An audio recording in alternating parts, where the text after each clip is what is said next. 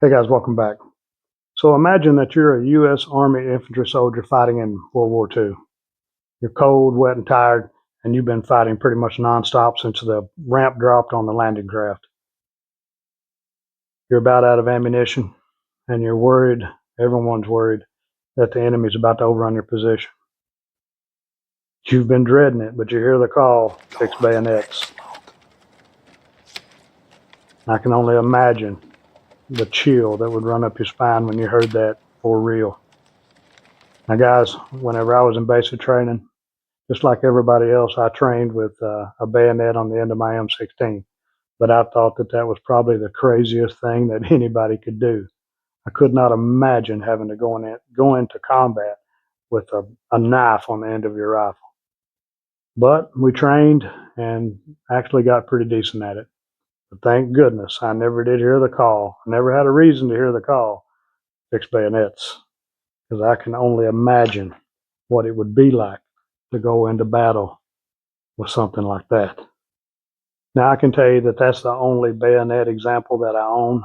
I'm not interested in buying a new modern day bayonet to go on any rifle that I have. I'm sorry. I am never going to tell myself fix bayonets, but that doesn't mean I don't value a good blade. Now, today we're going to be talking about combat knives or fighting knives, whatever you want to call them, but also any sharp edge type of a weapon or tool that's really going to come in handy for any kind of a survival or emergency situation, but also something you're going to be probably using every day in a shit hits the fan scenario. These are tools and knives that really going to take a lot of thought into what type, how big, what kind you're going to buy, and where you're going to put them in and on your kit. Now, I can tell you that pretty much every type of a rig or chest rig or belt that I own, I have some type of a knife on it. I think that everywhere you go, you should always have a knife. Now, uh, it goes without saying that we should all definitely have a pocket knife.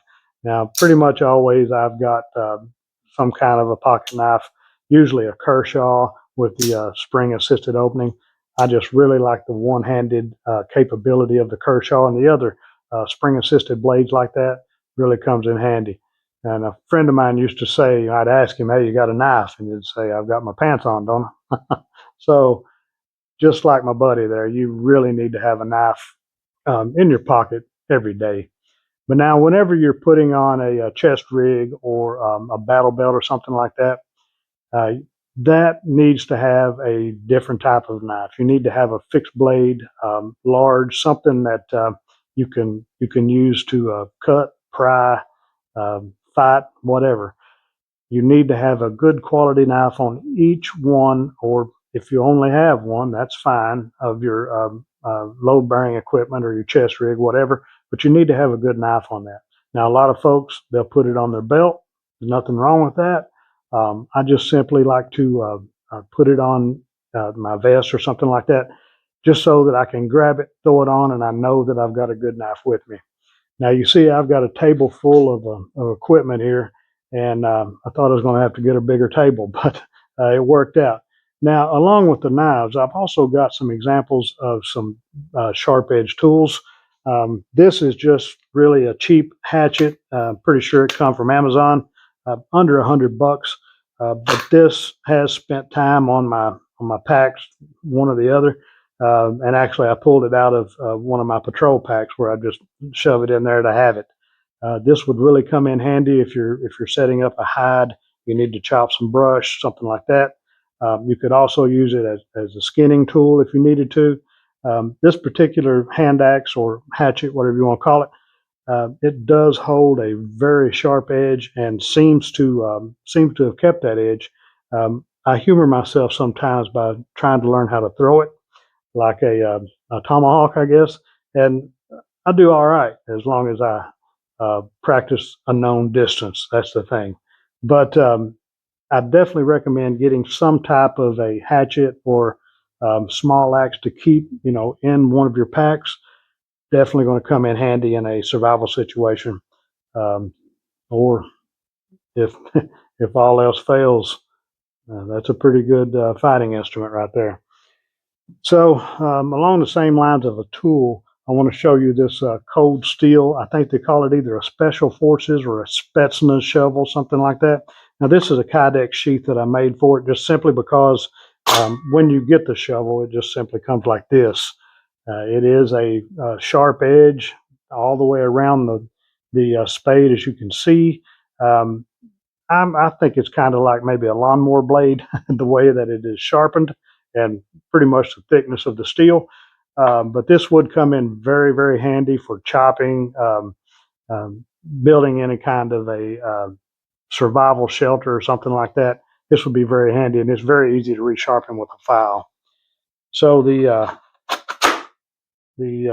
cold steel Special Forces shovel, not very expensive at all, and this came out of my pack as well. Now this is my battle belt, and as you can see, I have a knife that is pretty much directly behind the grip of my pistol.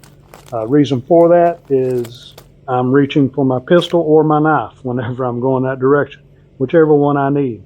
So you have to understand that a knife can do things that a gun really can't, and that's when you reach for the knife, right? But you can see I've got it on my battle belt along with all the magazines and first aid supplies and things like that. But also in the front, I have a Leatherman style multi-tool.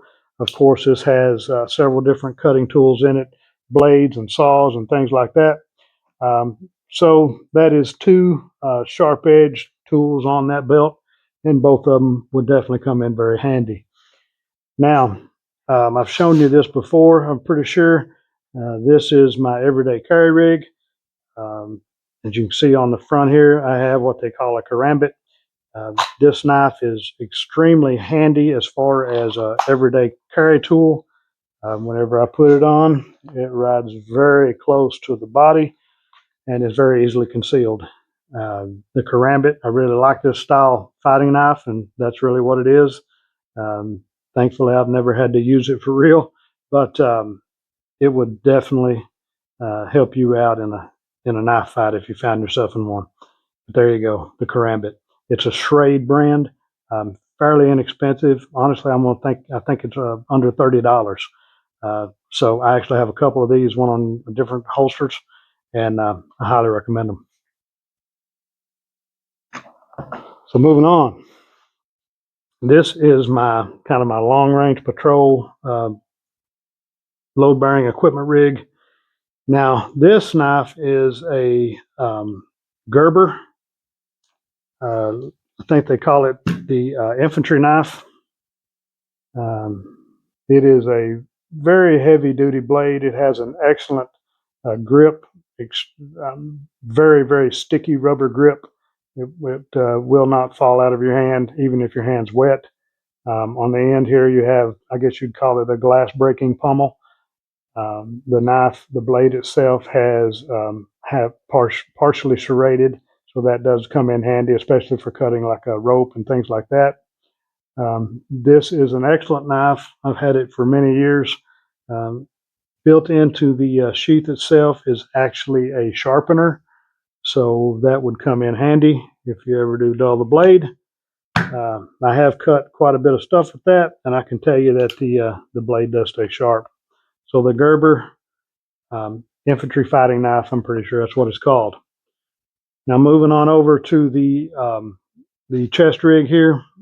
This is also an ESEE, but it is an ESEE 5.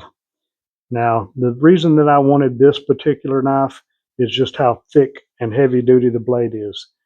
You are not going to break this blade, okay? It is a little heavy, but again, you're not going to break it. You can see that it is fully sharp all the way around, no serrations of any kind. This would be an excellent survival knife or a good all around knife for any bad situation, the ESEE 5. You see that I've got the sheath just basically down inside my chest rig there, and I really like that setup. Now, this is my shotgun belt. shotgun speed load belt. Now the knife that I have on here, I really don't know what you would call it. It's not a karambit style knife, but it does have the ring end for the finger. I like that just simply because it's easier to pull out of the sheath. And again, this is nothing fancy. I believe I got it at the same time I got the small axe. I'm going to say that it's under $100. The brand is Kizer, but it is a very neat looking knife. It is extremely well balanced, and it's right at home on my shotgun belt.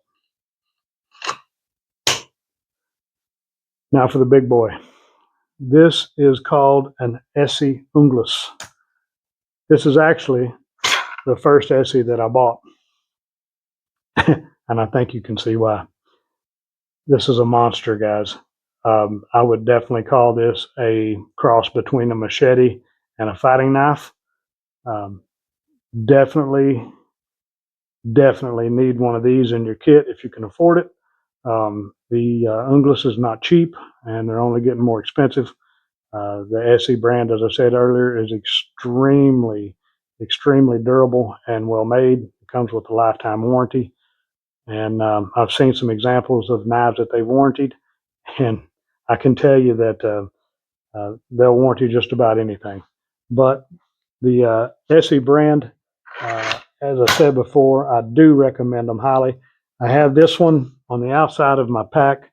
Of course, that would be more for machete style use, building shelters, anything like that. I guess it would come in handy if you find yourself in a sword fight. And as I said, it was my first ESEE, and that's really what got me buying more and more ESEEs after I saw how well they're made. So guys, there you go. That is the example of the blades that I own. You can see, as I said, they are on pretty much everything that I would put on as far as a load-bearing vest or chest rig or anything like that, battle belt. I think that's a good idea to be able to just grab whatever you need that carries the ammunition and the magazines that you need at the time, and knowing that you also have a knife on that belt. Okay. All right, guys, please let me know what kind of knives do you like, what brand. I'm sure a lot of you are the Old Faithful K-Bar brand. That is a hell of a knife, and if you're an old Marine, I know that you love them. But myself, of course, I lean more towards the ESEE. And but yeah, let me know what you like. Let me know how you carry them, the different types, and let me know if you think I'm doing the right thing here. But I'm comfortable with it, and this is what I have come up with that I think would be the best for any type of a situation I would find myself in. All right, guys, thank you very much for watching. I hope you enjoyed this. Till next time.